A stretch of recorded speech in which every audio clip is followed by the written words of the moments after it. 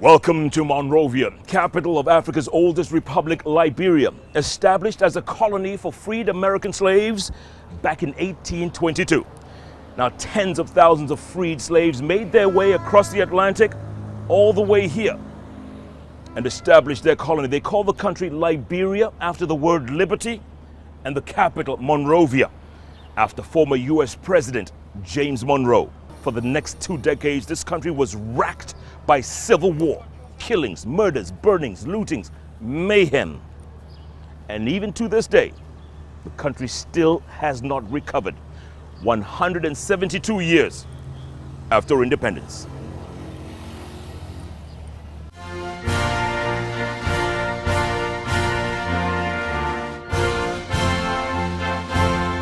The country's coat of arms said it all. The love of liberty brought us here, and everything they brought with them felt like an extension of America.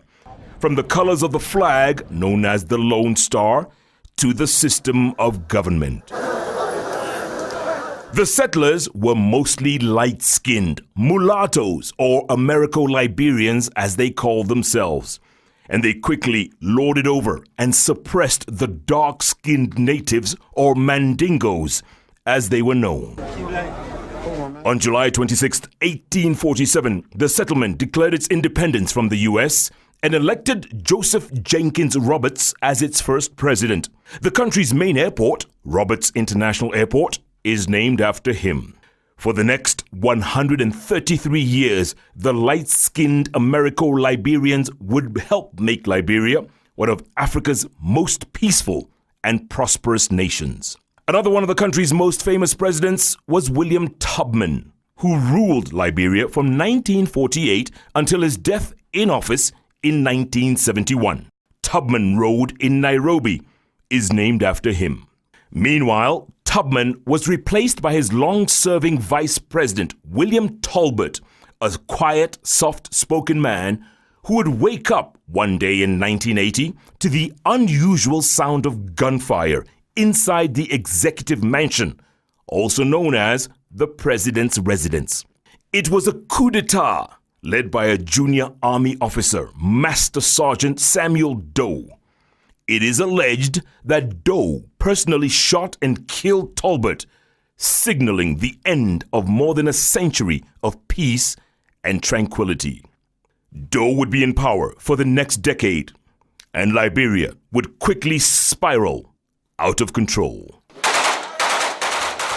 The uneducated Doe would surround himself with Americo-Liberians, among them this man, Charles Taylor, whom he put in charge of all the government's procurement.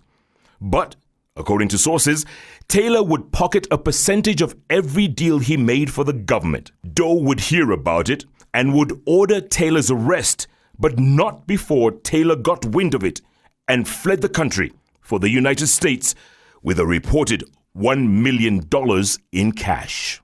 Doe would call his friend, former U.S. President Ronald Reagan, to have Taylor arrested and deported back to Liberia to face trial. While in detention, legend has it, Taylor broke out of prison using nothing more but bedsheets to escape, Hollywood style. By the time Taylor was returning to Liberia on Christmas Day 1989, the country was already in turmoil, with Doe fighting 2 other rebel forces that were trying to take over the country's capital. Master Sergeant Samuel Doe would finally be captured by one of the rebel factions, and, just like he had done with William Talbot, he too would be shot and killed, but not before he had been tortured and mutilated inside the very same executive mansion. For the next 7 years, Liberia would descend into what can only be described as madness and mayhem. A brutal civil war dominated by 10-year-old child soldiers pitted against rebel armies more suited in a circus than a theater of war. If it wasn't so sad and sickening, it would have been comical. One of the most feared and brutal child soldiers commanding a large swathe of Monrovia was a lanky 17-year-old ruthless teenager called Joshua Bly. better known by his nom de guerre, General Butt Naked, who led what he called the Butt Naked Brigade.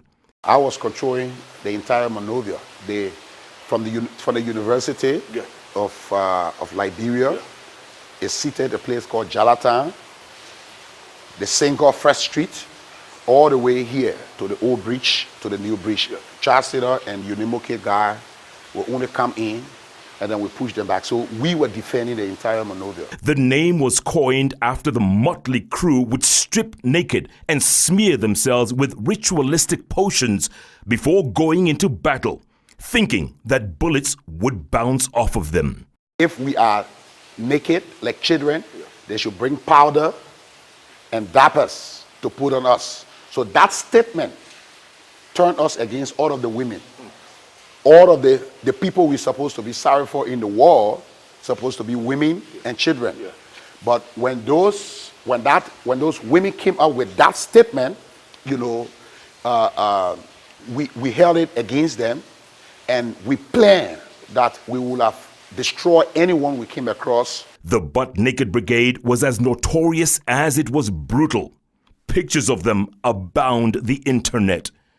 Needless to say, many of them died in combat. The so-called magic potions clearly didn't work. So you killed a lot of people? Yes, it was the environment, it was the time. And old people, young people, all kinds of people? Yeah, everyone that we came across. I'm going to tell you something this morning. This very nation that have rejected you.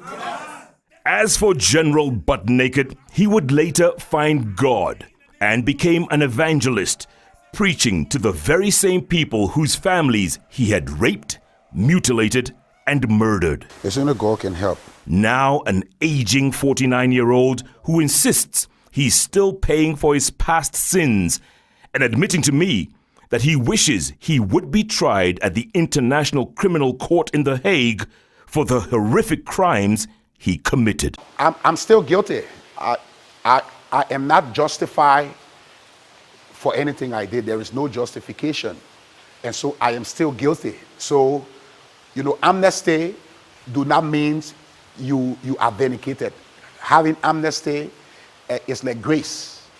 But I feel the entire TRC process was abused. So I think there is still need for the War Crime Code. And when the War Crime Code comes, I also need to be persecuted. Now, back in 1979, then President William Tolbert was made the chairman of what was then the Organization of African Unity. He decided to impress his fellow heads of state by building a hotel that would last for decades. He called it Hotel Africa. 250 bedrooms, restaurants, a casino, a club downstairs, and this, a swimming pool in the shape of Africa. And it was pretty impressive. There were also 50 chalets that stretched all the way down the beach. I remember coming to this very place back in 1986, working as a flight attendant for Pan Am. We swam in this pool, we danced in the club, we slept in the rooms upstairs. But this is what happens when a country turns on itself. Rebel soldiers attacked this place in a decade of madness and mayhem. And the question is, how does one rebuild from something like this when a country's worst enemy is its own people? After years of fighting in and around Monrovia, a ceasefire would finally be declared in 1996, which would lead to elections the following year. Elections that Charles Taylor would win almost by force. It was about this time that I first met and interviewed this much feared warlord turned president who would rule Liberia with fear and intimidation for the next 6 years. By 2003, a new rebel army had gathered, calling itself Liberians United for Reform and Democracy, or LURD, which was threatening to descend on the capital, Monrovia. Taylor was outnumbered and under siege, and managed to negotiate his way into exile in Nigeria, thanks to then-President Olusegun Obasanjo. He left peacefully on August the 11th, 2003, but not without a promise. I leave you with these parting words. God willing, I will be back. And return he did in 2006, but this time in chains and leg irons as a captured fugitive, having unceremoniously fled Nigeria and was captured at Nigeria's border with Cameroon. How could I? He was repatriated to the International Criminal Court in The Hague, tried for war crimes and crimes against humanity, and eventually sentenced to 50 years in prison without the possibility of parole. Life behind bars for the former Lord of War. In 2006, Liberia held its first democratic elections in decades, electing Africa's first woman president, Ellen Johnson Sirleaf, but not before a hard-fought second-round runoff against former football superstar George Weah. Weah conceded defeat in the end for the sake of peace, and Liberians breathed a collective sigh of relief. Johnson Sirleaf would go on to be re-elected 6 years later and eventually completed her 2 terms in 2017. Elections were held, and the former football legend, then opposition leader, was elected as the country's 25th president since independence in 1847. My brother. This is how you live. Nice and simple, man. Nice and simple. President George Weah has been in office now for about 18 months, and already the pressure on him is palpable. His administration has been accused of everything from corruption to nepotism to cronyism. But the former FIFA Player of the Year, who faced just about every act of racism and opposition imaginable while playing in Europe, before unanimously winning the continent's most coveted prize, the Ballon d'Or or Golden Boot, says he is used to the critics and is prepared to captain Liberia into its next phase. They can trust me, so this is what I got, this is where we are, and then we're doing our best to make sure that we develop our country.